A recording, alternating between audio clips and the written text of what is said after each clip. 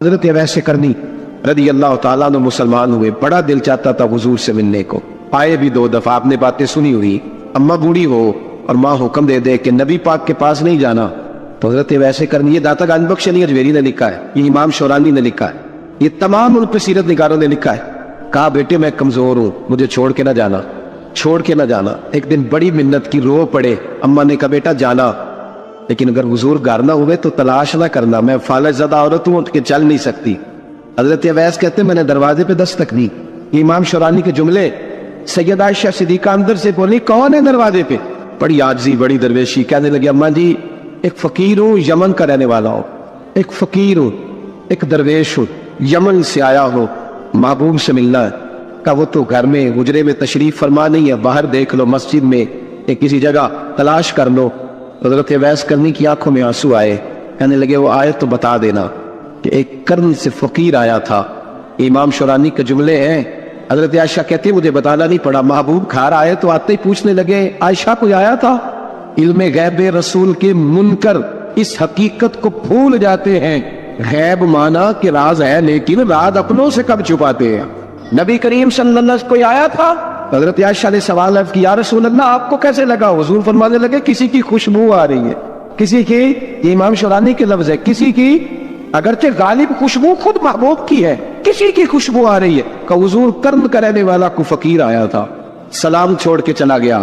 جناب عائشہ کہتے حضور کی آنکھوں میں آنسو آئے، میں نے کہا حضور وہ گیا کیوں؟ تو محبوب نے فرمایا اس کی ماں بوڑھی ہے۔ محبوب اگر اماں کے لیے کہتے ہیں چل، لیکن نا تاپی بنے، وہ صحابی نہیں بن سکے، تو تبلیغ کرنے کیسے چلا جاتا ہے بیمار ماں کو چھوڑ کے؟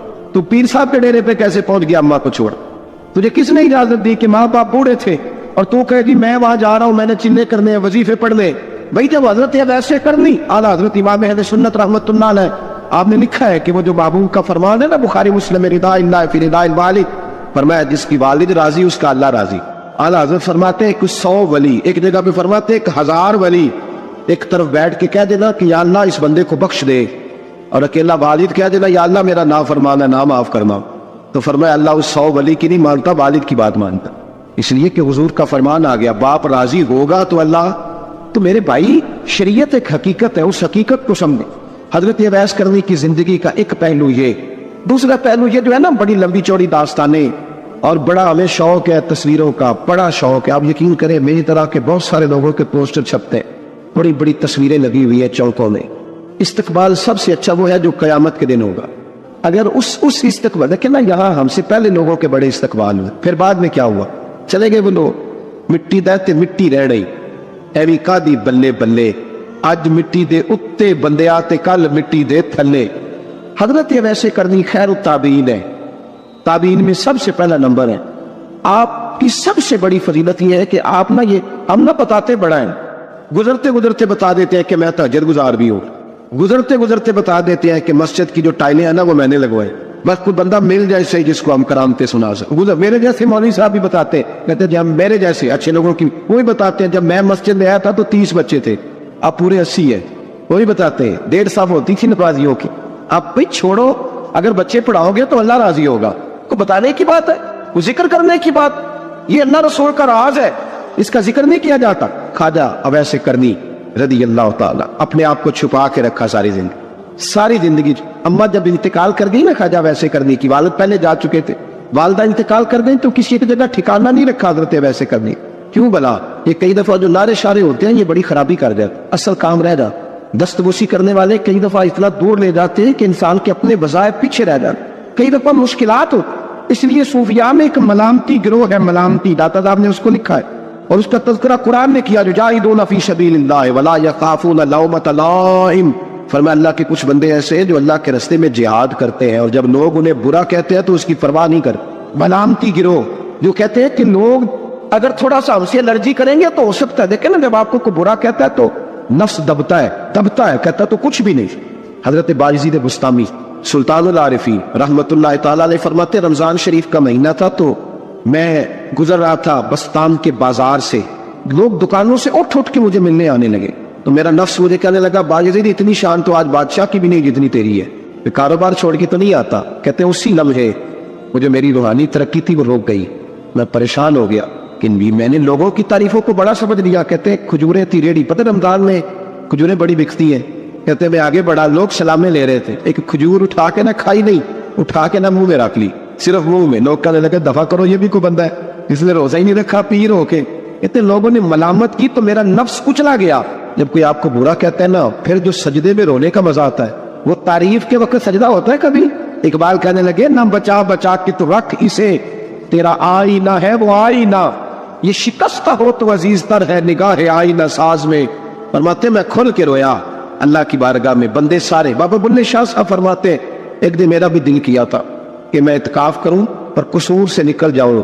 کچھ پیر کہہ کے ہاتھ چومتے ہیں, کچھ سید کہہ کے. فرمانے لگے اٹھ بلیا چل اوتھے بسیے, اور جتھے بس دینی سارے انے, نہ کوئی ساڈی ذات پچھاڑے تے نہ کوئی سانو منے, چلو چلے وہاں جا کے بیٹھتے. حضرت اویس کرنی کا یہ کمال رہا, کمال رہا. اس طرح حضرت باقی نے کھجور رکھ لی, لوگ برا کہنے لگے, چھوڑ کے چلے گئے. فرماتے ہیں جو مزہ اس دن سجدوں میں آیا نا, تھوڑا آگے جا کے میں نے کھجور باہر نکال دی, روزہ بھی نہیں ٹوٹا. میرا خادم کہنے لگا حضور یہ کیا کیا؟ فرمانے لگے رب کے قریب ہونے کا ایک طریقہ اختیار کیا ہے, یہ بھی ایک طریقہ ہے اس کے قریب ہونے کا. صاحبو حضرت باجید چھپے رہے. داتا صاحب نے لکھا ہے ایک اور تابعی تھے حضرت حرم بن حیان ان کا نام. وہ کہتے ہیں میرے دل میں تڑپ لگ گئی کہ حضرت اویس کرنی سے ملوں. میں یمن آیا ملنے. جب ان کی والدہ کا انتقال ہوا تو ایک جگہ رہتے نہیں تھے, کبھی یمن, کبھی کوفے, کبھی کہیں کبھی کہیں. حضرت حرم بن حیان کہتے ہیں میں حضرت اویس کرنی کو ڈھونڈتے ڈھونڈتے, کہتے میں نے مہینوں کا سفر کیا, تو ان کو ڈھونڈتے ڈھونڈتے میں پہلے یمن گیا. لوگوں سے میں نے کہا ویس, کہنے لگے چھوڑو وہ تو دیوانہ ہے. داتا صاحب کہتے ہیں جب حضرت حرم بن حیان نے پوچھا نا ویس کرنی, تو کہا وہ تو دیوانہ ہے, مجنون ہے, پاگل ہے معاذ اللہ. کیوں, کیا تم نے دیکھ لیا؟ کہنے لگے جب دنیا روتی ہے تو وہ ہنستا ہے, اور جب لوگ ہنستے ہیں تو وہ روتا ہے. عجیب اس کا انداز ہے. روڑی سے جو لوگ چھلکے پھینک دیتے ہیں وہ کٹھے کرتا ہے. کہتے ہیں چھلکے اٹھا کے دھو کے کھا لیتا ہے, اور پھر لوگ جو کپڑا پہننے کے قابل نہیں رہتا لوگ اسے پھینک دیتے ہیں, وہ ٹاکیاں جمع کر کے ان کو سیتا رہتا ہے, ان کا لباس بناتا ہے. کوئی روٹی پکی پکائی دیتا ہے تو پسند نہیں کرتا, قبول نہیں کرتا. اس سے ملنے آئے ہو؟ تو حرم بن حیان کہنے لگے وہ بھی ذرا جدا سا ہے, تو میری بھی تلاش ذرا جدا سی ہے, میں بھی ذرا جدا سے آدمی کو ملنے آیا ہوں. کہنے لگے اس کا گھر بھی کوئی نہیں اپنا, کبھی یہاں ہوتا ہے تو کبھی ڈھونڈ لو تم بھی. حرم بن حیان کہتے ہیں میں نے ایک شخص کی منت کی, میں نے کہا بتا دے کہیں دیکھا ہے. تو کہنے لگا وہ کرن سے کوفے چلے گئے. کہتے میں کرن سے کوفے آیا, ایک بندے سے پھر پوچھا, لوگ کہنے لگے چھوڑ وہ ٹکتا نہیں, تو تو نے مل کے کیا کرنا ہے؟ کہتے میں نے پوچھا بتاؤ تو صحیح کہاں ہے؟ تو کہنے لگے وہ تو سنا ہے حج کرنے چلے گئے, ایام حج ہیں. کہتے میں حج پہ چلا گیا, ساری دنیا ملی پر اویس کرنی نہیں ملے. پوچھا بھئی کسی نے دیکھا ہے؟ تو ایک شخص کہنے لگا میں نے دیکھا ہے, پر جتنا میں اس کے پیچھے دوڑتا تھا وہ اتنا آگے دوڑتا تھا. کہاں گئے؟ کہ مدینہ شریف چلے گئے. کہتے میں مدینے آیا تو ملے وہاں بھی کوئی نہیں. میں نے کہا ویس اگر آپ کی بے نیازی سچی ہے, کسی سے ملنا نہیں چاہتے, تو میری بھی تڑپ بڑی سچی ہے, میں بھی مل کے چھوڑوں گا. کہتے ڈھونڈتے ڈھونڈتے میں پہنچ گیا پھر دوبارہ کوفے کے قریب نہر فرات, جہاں امام علی مقام شہید ہوئے. کہتے جب میں پہنچ گیا تو وہ ساری علامتیں, داڑھی ان کی کہیں کہیں تھی, گنی نہیں تھی, اور ان کے ہاتھوں پر بس کے نشان تھے, وجود پتلا سا, قد لمبا. کہتے وہ جو میں نے ساری نشانیاں سنی تھی وہ مجھے نظر آ گئی. وہ نہر فرات کے کنارے وضو کر رہے تھے, جب وہ وضو سے فارغ ہوئے تو چہرہ ابھی پانی کی طرف تھا. میں نے کہا السلام علیکم, سلام نہیں تو پتہ منہ نہیں میری طرف کیا, چہرہ اتر ہی رکھا. کہنے لگے وعلیکم السلام یا حرم بن حیان, کن فیکون. تے کل دی گل نے یار تو نے نہیں پیچھا چھوڑا, پہنچ گئے ہو. کہتے ہیں میں نے کہا حضور آپ ویس آپ کون ہیں, آپ کون ہیں؟ تو کہنے لگے میں وہی ہوں جسے تو کئی مہینوں سے تلاش کر رہا ہے. تو میں نے کہا حضور آپ میرا نام کیسے جانتے ہیں؟ یہ کشف المحجوب پڑھ رہا ہوں داتا صاحب, میرا نام کیسے جانتے ہیں؟ تو حضرت اویس کرنی کہنے لگے عارف تو روحی من روحی کا, میری روح آپ کی روح کی واقف ہے. امام غزالی سے کسی نے کہا تو حضور آپ مجھ سے کتنا پیار کرتے ہیں؟ فرمانے لگے اپنے دل سے پوچھ لے تو کتنا کرتا ہے, میں برابر ہے, پوچھ لے اپنے دل سے تو مجھ سے کتنا کرتا ہے, میں بھی اتنا ہی کرتا ہوں. حضرت اویس کرنی کی ملاقات ہوئی تو کہا حضور میں کہاں چلا اور آپ کہاں دوڑے؟ آپ فرمانے لگے یار میں چھپا ہوا ہوں تو مجھے چھپا رہنے دے, میں چھپا ہوا, میں سراپا مخزن راز تھا اور رہا تھا مدت و راز. یہ تو تیرا شوق کے دید کشا کشا مجھے کھینچ لایا مجاز میں. ان کی زندگی تو دیکھو. حضرت حرم بن حیان کہتے میں چند گھڑیاں رکا تو مجھے کہنے لگے جا یار تم کوئی کام کر اور مجھے بھی اپنا کام کرنے دے. تو میں نے کہا حضور آپ کیا کریں گے؟ فرمانے لگے گناہ بڑے لمبے ہیں, ذرا معافیا مانگوں گا اپنے رب سے, میں اس کی بارگاہ میں استغفار کروں گا, مجھے ذرا ریت پہ سجدے کرنے دے, تو جا, مجھے شوق نہیں, تو چلا جا. حضرت حرم بن حیان کہتے ہیں میں نے کہا حضور میرے لیے دعا کر دے. تو جناب اویس کرنی نے ہاتھ اٹھائے، کہنے لگے یا اللہ میری اور اس کی ملاقات جنت میں کرا دینا، یعنی یہ بھی کہہ دیا کہ اب دنیا میں دوبارہ ملاقات نہیں ہوگی۔ کہتے ہیں میں یہ بولنے لگا تھا، کہنے لگا تھا کہ حضور یہاں نہیں ہوگی، تو کہنے لگے چپ کر، جب جنت کی بات جو کر دی ہے۔ ایک اور بات، پیار صرف سامنے رہ کے نہیں ہوتا، بن دیکھا پیار بھی بڑا شاندار ہوتا۔ میرے محبوب نے اس کو بیان کیا، میرے حبیب رحمت علیہ السلام فرمانے لگے اپنے صحابہ سے، تم نے مجھے دیکھ کے کلمہ پڑھا، تمہیں ایک مبارک، اور جو بن دیکھے میرے نام پر جانے دیتے ہیں انہیں 7 بار مبارکباد۔ حضرت عبیس کہ او یار دیکھیں نا، ایک معنی میں حضور نے یہ بھی بیان کیا، ابو داؤد میں موجود ہے۔ محبوب فرمانے لگے صحابہ سے بتاؤ کامل ایمان کس کا ہے؟ یا رسول اللہ نبیوں کا۔ فرمایا ان پر تو وہی آتی ہے، یہ ایک معنی میں ہے، ورنہ کامل ایمان انہی کا ہے۔ فرمایا بتاؤ کامل ایمان کس کا؟ کہا یا رسول اللہ صحابہ کا، ہمارا۔ نبی پاک نے فرمایا تم نے تو درختوں کو سجدے کرتے دیکھا ہے، ڈوبے ہوئے سورج کو واپس آتے دیکھا ہے، چاند ٹوٹتے دیکھا ہے۔ کہا حضور پھر فرشتوں کا؟ فرمایا وہ تو اللہ کے عرش کے پاس رہتے ہیں۔ کہا یا رسول اللہ ہماری پھر بس ہو گئی، آپ بتا دیں کامل ایمان کس کا ہے؟